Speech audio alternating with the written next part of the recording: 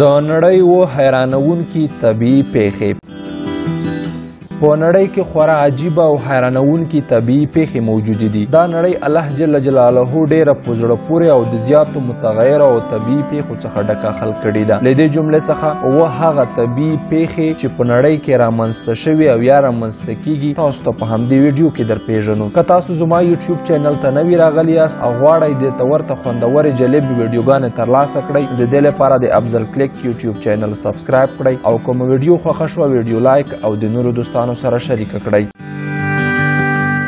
د کابانو باران. د هندوراس اوسیدونکو ته د کابانو باران کوم جالب شی نه دی. دا باران هر کال په مای او جولای میاشتو کې د دغه هیواد په دیپارتمنټو دیورو سیمه کې رامنځته کیږي. شاهدان وایي چې د کابانو دا باران په اسمان کې تر وریځو راټولېدو وروسته پیل کیږي او د درنو اورښتونو رعد او برق شدید طوفان او باران وروسته رامنځته کیږي. یوازې طوفان یې شاوخوا 2 یا 3 ساعته دوام کوي او کله چې پای ته ورسیږي ډېری ژوندي کبان پر ځمکه موندل کیږي. د دې سیمې خلک دا کبان د پخلی لپاره راټولوي. له 1998 میلادي کال څخه د هندوراس په یورو ښار کې هر کال د باران د ماهیانو فستیوال هم ترسره کیږي چې له دغه کبانو تیار شوي خواړه پکې نندارې ته وړاندې کیږي. د لمر وړانګو لمبې. د اټموسفیر دا طبیعي پیښه چې په لمر وړانګو لمبې هم معروفه ده هغه مهال لیدل کیږي کله چې لمر له اسمان څخه پورته وي. د بیلګې په ډول د افق له سطحې 58 درجې لوړ واقع وي. په دې وخت کې د لمر وړانګې د رڼو وریځو او د لوړې سطحې له منځه تیریږي. هغه وخت چې دغه وړانګې شپږ ځلې کریسټالونو ته داخليږي د تیریدو پر مهال دا وړانګې د ښکلا ډکه او ځانګړې جلوه خپروي. کله کله دا طبیعي پیښې تر 1 سال ډیر دوام کوي چې د نور او رڼا ترڅنګ ښکلا هم زیاتیږي او طبیعت ځانګړې ځلا وړاندې کوي. برېښنا او تندر. برېښنا او تندر هم یو ځانګړې طبیعي پدیده ده.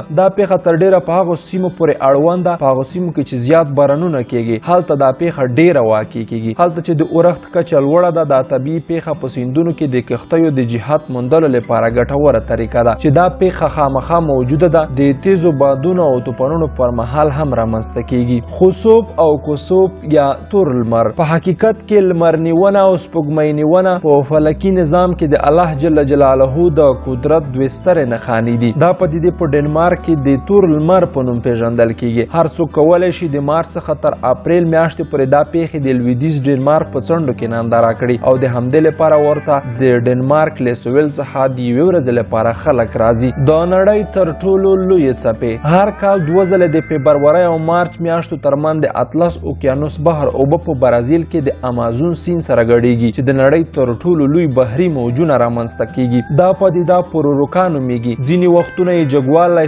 12 فوټه ته رسیږي او نږدې نیم ساعت دوام کوي. د سیمې خلک وایي کله چې دا څپې راځي نیم ساعت وړاندې ډارونکي غږونه راځي. دا څپې دومره قوي دي چې کولی شي د ځمکې پر مخ هر څه له منځه یوسي. د وزو ونې. د وزو ونې یوازې په مراکش هېواد کې موندل کیږي. خلک وایي دا وزې له ډېرې لرې د ارګان په نوم دې ځانګړي میوې لرونکي ونې ته راځي ځکه دوی د دغو ونو سره زیاته مینه لري. د ارګان دا ونه د زیتون ونې ته ورته ده چې د زیتون په څېر میوه هم لري. ځایي بزګران د حاصل د راټولولو پر مهال د دغو وزو سره ډېره په ستونزه کې وي او د بندولو هڅه یې کوي خو نه دوی دا کار نه کوي ځکه وزې ارګان میوه نشي هضم کولی. کله چې دوی دا میوه پخله کوي بیرته یې غورځوي او یوازې د میوې د خرابوالي لامل کیږي. بزګران یا د میوه راټولوي او په تیلو یې اړوي چې په پخلي کې هم په پراخه کچه کارول کیږي. سور باران. د 2001 میلادي کال د جولای له 1 او سپټمبر د 4 نیټې ترمنځ د هندوستان په سویل کیرالا ایالت کې څو ځله عجیب باران وشو. دا باران ځکه عجیب وبلل شو چې د څاڅکو رنګ یې سور او کله چې با د خلکو پر جامو باندې ولګېد داسې ولکه څنګه چې وینه توی شوې وي. د طبیعي راپورونو له مخې شنه